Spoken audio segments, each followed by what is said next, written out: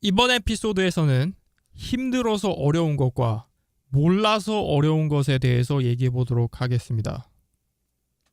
힘들어서 어려운 것, 힘들어서 어렵다는 거는 알고는 있지만 계속 반복적으로 해야 되기 때문에 힘들다고 느끼는 거예요. 한마디로 힘들다는 거는 어찌 보면 지루하다는 걸 수도 있고, 힘들다, 지루하다. 이미 패턴을 다 알고 있는데 반복적으로 계속 해야 되기 때문에 이게 힘든 거예요. 힘들어서 어려운 것은 이제 한마디로 말해서 노력과 연결이 돼 있는 건데, 그런데 몰라서 어려운 게 문제예요. 왜냐하면 영어 초보자들이 겪는 게 다 이 몰라서 어려운 거예요. 몰라서 너무 힘든데, 몰라서 도대체 어떻게 내가 얼마나 해야 될지 길이 도대체 안 보이는 거예요. 태평양 한가운데 통통배 위에 올라가 있는 것 마냥 어디로 가야 될지 모르겠는 거예요. 방향이 도대체 잡히질 않는 거예요. 여기서 굉장히 사람들이 좌절하게 됩니다. 모르기 때문에. 도대체 뭘 어떻게 얼마만큼 해야 내가 잘하게 될지, 그거를 모르는 상태가 가장 괴롭고 힘든 상태라고 봅니다. 제가 보기엔. 그래서 그런 괴롭고 힘든 상태에 있는 분들께 제가 조언을 드린다고 하면은, 일단 제일 처음 중요한 거는 어떻게 해서라도 한번 내가 성장하고 있구나 라는 그거를 느껴야 돼요. 내가 발전하고 있다 라는 거를 한순간이라도 느껴야, 내가 스스로 그걸 느껴야 그때 내가 비로소 내가 그래도 바른 방법으로 갔구나, 혹은 뭔가 내가 했는데 잘 됐구나, 그게 거기서 이제 말하자면 한 발짝을 뛴 거예요. 그런 식으로 이제 한 발짝이 띄어지는 거를 내가 느낀다고 하면은 계속 조금씩 앞으로 가면서 내가 앞으로 갔던 그런 기억들, 뒤를 이렇게 돌아봤을 때 내가 저렇게 해서 지금까지 이렇게 발전을 해왔구나, 그럼 내가 이거를 계속했을 때 내가 발전을 하는구나 라는 거를 이제 깨닫게 될 거예요.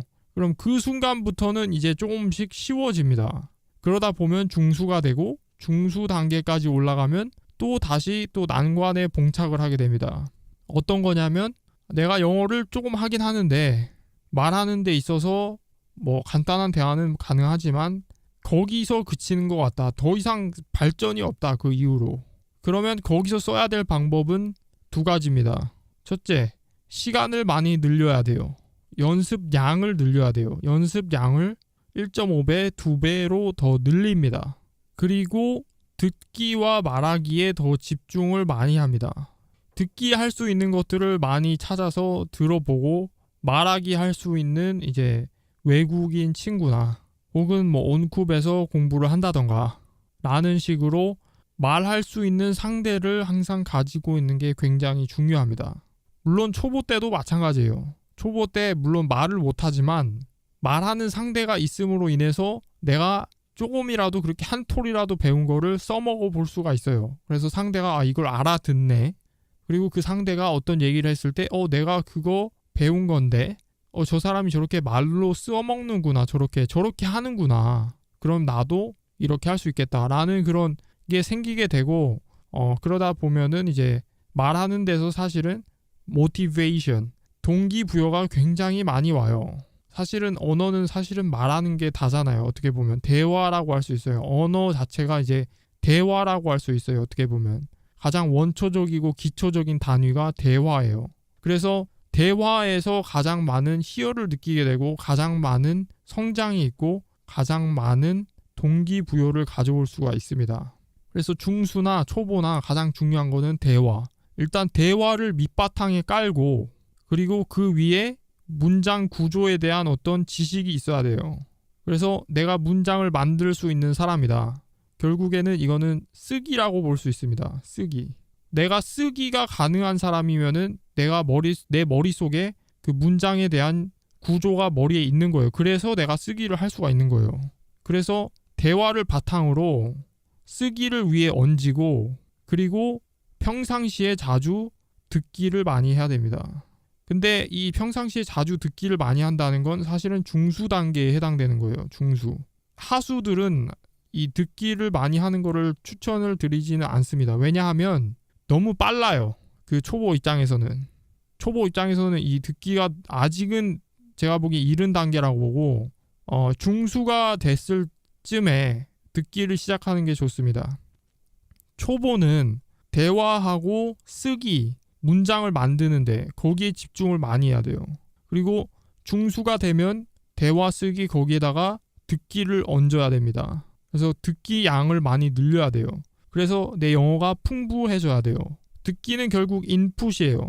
좋은 그림을 많이 봐야지 좋은 그림을 그릴 수 있게 됩니다. 고흐라는 화가 다들 아시죠? 그 사람이 일본 그림을 많이 봤어요. 그 사람 중에 보면 그림 중에 일본 그림에 감명을 받아서 그린 그런 그림이 많이 있어요. 보면은 그 옛날에도 이제 거래가 왕성했죠. 아시아하고 유럽 간에. 그래서 일본 그림이 그렇게 유럽으로 수출이 되기도 했습니다. 많이. 그래서 그쪽에 알려지고 거기에 있는 그때 당시 화가들 이제 고흐 같은 사람들이 거기에 또 그런 거를 보고 저렇게도 그릴 수 있구나. 뭔가 그런 걸 깨닫게 되는 거죠. 그래서 다양한 경험이 필요해요. 다양한 어떤 사람들이 말하는 다양한 형태 그런 것들이 많이 필요해서 중수에게 듣기가 굉장히 필요합니다. 그래서 듣기를 평상시에 자주 해야 돼요. 듣는 거는 유튜브를 통해 듣거나 오디오북을 통해 듣거나 팟캐스트를 통해 듣거나 팟캐스트는 한국 팟캐스트 말하는 거 아니에요. 제가 항상 팟캐스트 말할 때 저는 한국 팟캐스트 말하는 거 아니에요. 미국 팟캐스트를 들으라는 거예요. 미국 팟캐스트. 한국 계정으로 들어가지 말고 미국 계정으로 들어가서 미국의 1위부터 뭐 100위까지 차트가 뭔지 보고 거기서 자기가 마음에 드는 거 골라서 들으라는 거예요. 그렇게 해서 중수는 그렇게 해야 고수로 올라갈 수가 있습니다. 고수가 되면은 뭐 고수 1단계, 2단계, 3단계, 4단계, 5단계 뭐까지 있다고 치죠. 5단계가 뭐 원어민이라고 치죠. 고수 5단계. 그러면은 고수 1단계에서 근데 사실 고수 레벨까지 올라가면은 뭐 기본적인 웬만한 대화 다 가능하고 쓰기 다 가능하고 읽기 다 가능하고 다만 이제 단어 이런 게 아직 머리에 그러니까 그 국가에 그러니까 미국에 태어나서 산 게 아니기 때문에 아무래도 다 알 수는 없어요. 그렇지만 고수가 이미 되면은 내가 얼마만큼 어떻게 해야 될지 이게 머리에 다 개념이 생깁니다. 그래서 사실은 고수한테 조언은 필요 없다고 봐요. 제가 보기엔. 가장 조언이 필요한 사람들은 초보와 중수인데 뭐 고수는 이제 1단계가 됐건 2단계가 됐건 자기들이 어떻게 해야 더 잘하게 될지 알기 때문에 그래서 고수한테 조언은 무의미한 것 같고요. 초보와 중수분들 중에 이제 가장 조언이 필요한 사람이 초보, 그 다음이 중수. 초보는 중급까지 올라가는 데에 최선을 다해야 되겠고 중수가 되신 분들은 양을 늘리고 더 폭을 더 확장을 시켜야 돼요. 그래서 대화 쓰기를 기반으로 해서 듣기를 더 얹어서 더 많이 영어에 노출이 되고 초보 같은 경우에는 대화를 하면서 내가 뭔가 이게 영어를 진짜 한다. 그런 이제 동기부여를 계속 받는 상황에서 문장에 대한 어떤 이해를 쌓아서 쓰기 연습을 많이 해서 그렇게 해서 활용도를 높여야 됩니다. 그런 다음에 나중에 이제 듣기를 하게 되는 거예요. 듣기는 초보가 할 수 있는 영역이 아니라고 봅니다. 제가 보기엔.